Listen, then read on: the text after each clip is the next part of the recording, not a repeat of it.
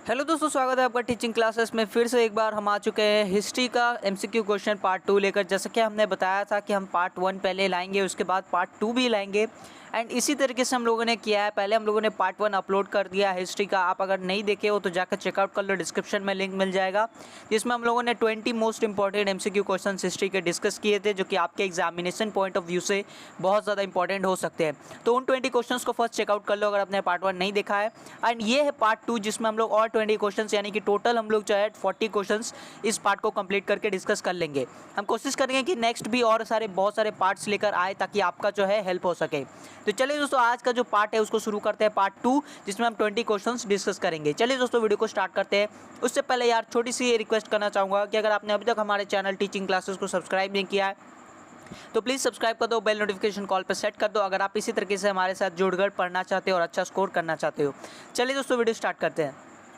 तो गाइस, यहाँ पे जो क्वेश्चन है वो इंग्लिश में दिए गए, लेकिन मैं आपको हिंदी में भी समझा दूंगा कि क्या यहाँ पे पूछा जा रहा है। तो फर्स्ट क्वेश्चन यहाँ पे पूछ रहा है, अगर मैं बंगाली में इसको प्रोनाउंसिएट करूँ तो इसको बोलते हैं जीवनेर झरा पाता। ठीक है, तो ये जो ये एक बुक है, ठीक है ना, ये क्या है? ये बुक है पोएम का, या फिर एक नोवेल है, या बायोग्राफी है, या ऑटोबायोग्राफी है?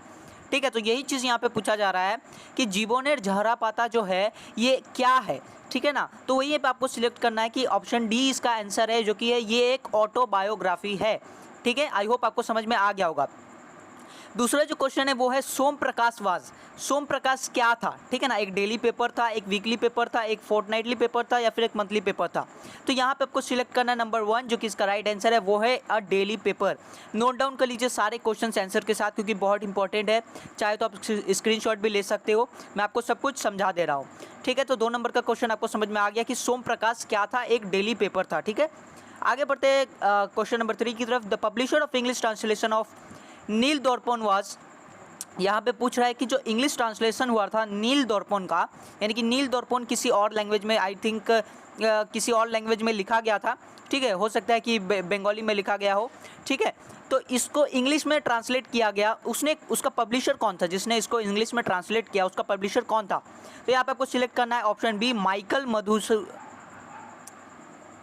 क्या सिलेक्ट करना है? माइकल मधुसूदन दत्ता। ठीक है, आई होप आपको समझ में आ गया होगा, माइकल मधुसूदन दत्ता। थोड़ा प्रोनाउंसिएशन थोड़ा सा लॉन्ग है, लेकिन अगर आप 1-2 बार पढ़ोगे तो आपको समझ में आ जाएगा।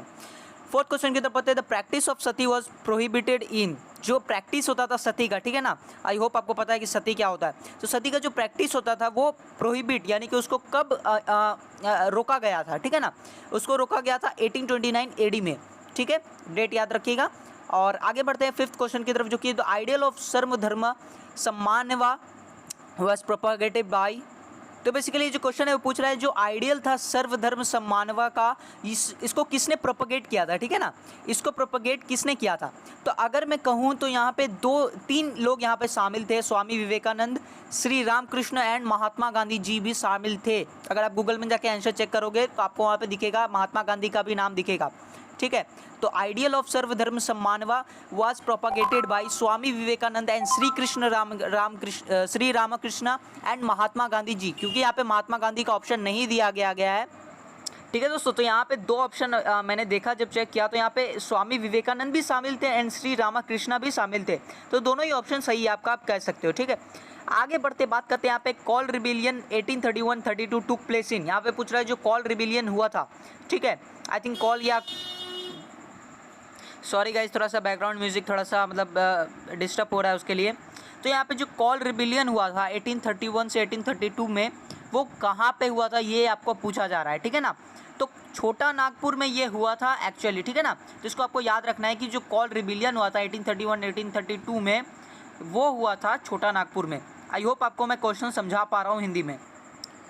तो इस नंबर 7 क्वेश्चन की तरफ बढ़ते हैं हम लोग, जो कि यहाँ पे पूछ रहा था first forest act was passed in India in which year. Okay, तो आपको पूछ रहा है कि जो फर्स्ट फॉरेस्ट एक्ट पास हुआ था वो कब हुआ था। ठीक है, आपको डेट बताना है। तो यहाँ पे ऑप्शन सी इसका आंसर है, 1865 एडी में जो है जो फर्स्ट फॉरेस्ट एक्ट है इंडिया में पास हुआ था।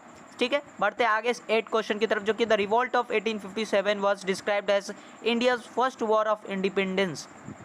अब यहाँ पे ध्यान से समझिएगा, जो रिवॉल्ट हुआ था 1857 का, ठीक है ना, द रिवॉल्ट ऑफ 1857, ठीक है, was described as India's first war of independence.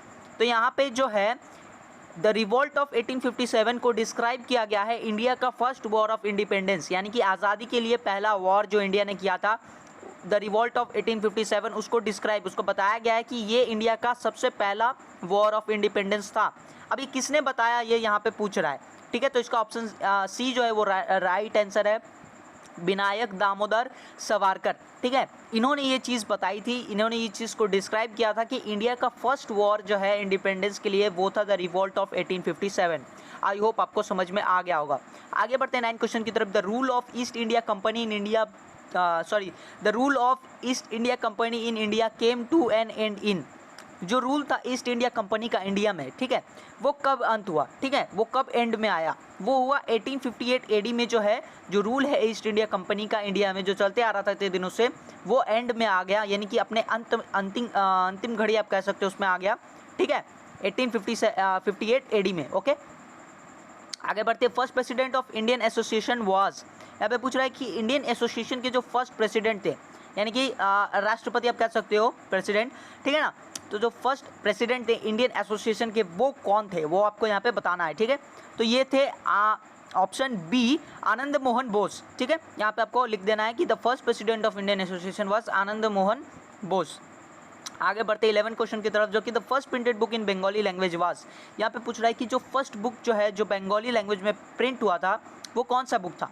तो यहाँ पे आपको ऑप्शन बी में क्लिक कर देना, यानी कि सिलेक्ट कर लेना, जो कि ग्रामर ऑफ बंगाली, यानी कि जो ग्रामर ऑफ बंगाली बुक था उस बुक का नाम ही ग्रामर ऑफ बंगाली था। उसी चीज़ को प्रिंट किया गया था बंगाली लैंग्वेज में, जो कि फर्स्ट टाइम हुआ था, ठीक है। तो इसीलिए आप यहाँ पे आंसर लिख सकते हो, the grammar of Bengali language was the first printed book in Bengali language, ठीक है। सिंपल है, बंगाली लैंग्वेज में ग्रामर प्रिंट किया गया था, वही था फर्स्ट बुक। ओके, 12 क्वेश्चन की तरफ बढ़ते हैं, जो कि the scientist of an Indian Association for the Cultivation of Science who was awarded Nobel Prize was, option B CV Raman. अब यहाँ पे मैं थोड़ा सा आपको एक्सप्लेन कर देता हूँ। तो यहाँ पे बताया जा रहा है कि जो CV रमन थे ना, वो साइंटिस्ट थे इंडियन एसोसिएशन के, जिनको नोबेल प्राइज़ अवार्ड मिला था। क्यों मिला था? कल्टीवेशन ऑफ साइंस के लिए, ठीक है ना। कल्टीवेशन ऑफ साइंस के लिए उनको अवार्डेड नोबेल, यानी कि नोबेल प्राइज़ उनको मिला था, जो कि क्या थे, जो कि साइंटिस्ट थे इंडियन एसोसिएशन के, ठीक है। आगे बढ़ते बात करते हैं हम लोग, the boycott movement economically affected. यहाँ पे पूछ रहा है कि जो बॉयकॉट मूवमेंट हुआ था, जो हम लोगों ने अंग्रेज़ की चीज़ों को बॉयकॉट करना शुरू कर दिया था, उससे इकोनॉमिकली किसको इफेक्ट पड़ा था? वो पड़ा था पीजेंट्स ऑफ बंगाल को। क्यों ऐसा हुआ था मैं बता रहा हूँ, क्योंकि उनको जिसके ज़मीन में वो काम करते थे, वो ज़मींदार उनको पैसे नहीं पे कर रहे थे, ठीक है, वो लोग उनको पैसे नहीं दे रहे थे काम करने का, तो इसीलिए उनको बहुत ज़्यादा इफेक्ट पड़ा था पीजेंट्स ऑफ बंगाल को। ओके, बात करते हैं 14 क्वेश्चन की तरफ, जो Baba Ramchandra led peasants movement in, option A Bihar. पूछ रहा है कि बाबा रामचंद्र जो थे उन्होंने पीजेंट्स मूवमेंट कहाँ लेड किया था, कहाँ पे शुरू किया था, कहाँ पे किया था? तो वो था बिहार में उन्होंने इसको लेड किया था। 15 क्वेश्चन जो है वो है, Rampa tribal rebellion was organised in. Simple question है, रंपा ट्राइबल रिबिलियन जो है वो कहाँ पे ऑर्गेनाइज हुआ था? वो हुआ था गोदावरी वैली। तो गाइस इसके बाद जो क्वेश्चन आता है वो है, नरीकर्म मंदिर वाज एस्टैब्लिश्ड बाय। जो नरीकर्म मंदिर था वो किसके द्वारा एस्टैब्लिश किया गया था? वो था बसंती देवी के द्वारा, यानी कि ऑप्शन बी इसका राइट आंसर है। बसंती देवी ने जो है नरीकर्म मंदिर को एस्टैब्लिश किया था। 17 क्वेश्चन जो यहाँ पे पूछ रहा है वो पूछ रहा है कि the revolutionary group founded by Surya Sen was known as. तो जो रिवोल्यूशनरी ग्रुप फाउंड किया गया था किसके द्वारा? सूर्य सेन के द्वारा जो रिवोल्यूशनरी ग्रुप फाउंड किया गया था, ठीक है, उसको हम लोग किस नाम से जानते थे? वो था अनुशीलन समिति, ठीक है। तो याद रखिएगा कि सूर्य सेन ने जो रिवोल्यूशनरी ग्रुप फाउंड किया था उसका नाम पड़ा था अनुशीलन समिति, ठीक है। बात करते हैं 18 क्वेश्चन के बारे में, जो कि पूछ रहा है, Dalits were called as Harijan by. बहुत सिंपल क्वेश्चन है कि दलित्स को हरिजन कौन बोलता था? गांधी जी बोलते थे। गांधी जी जो दलित्स होते थे उनको हरिजन बुलाया करते थे, बोलते थे, ठीक है। 19 क्वेश्चन जो पूछ रहा है, separate linguistic state of Andhra Pradesh was formed in. यहाँ पे पूछ रहा है कि आंध्र प्रदेश का जो सेपरेट लिंग्विस्टिक स्टेट है वो कहाँ, वो किस ईयर में फॉर्म हुआ था, ठीक है। वो फॉर्म हुआ था 1953 एडी में, ठीक है। तो आंध्र प्रदेश का सेपरेट लिंग्विस्टिक स्टेट जो है वो फॉर्म हुआ था किस ईयर में? 1953 ईयर में, 1953 एडी में। ओके, सो बात करते हैं लास्ट एंड फाइनल क्वेश्चन के बारे में, Goa become a part of India इन। गोवा पहले इंडिया का पार्ट नहीं था, वो कब पार्ट बना इंडिया का? वो पूछ रहा है कि Goa become a part of India in 1961 AD. ठीक है, यानी कि गोवा पहले इंडिया का पार्ट नहीं था, वो इंडिया का पार्ट बना 1961 एडी में। तो आई होप आपको यहाँ पे सारे क्वेश्चंस मैं समझा पाया हूँगा। अगर कोई भी डाउट होता है, कोई भी क्वेश्चन समझ में नहीं आता है तो डू कमेंट डाउन। ठीक है, और अगर कमेंट्स नहीं कर सकते क्योंकि हम लोगों ने कमेंट्स ऑफ कर रखा है किसी रीज़न से, ठीक है, तो आप व्हाट्सएप ग्रुप हमें ज्वाइन कर लो, टेलीग्राम का लिंक मिल जाएगा, वहाँ पे आप आके क्वेश्चंस पूछ सकते हो और हम आपको हेल्प करेंगे। तो चलिए दोस्तों, मिलते हैं नेक्स्ट वीडियो में।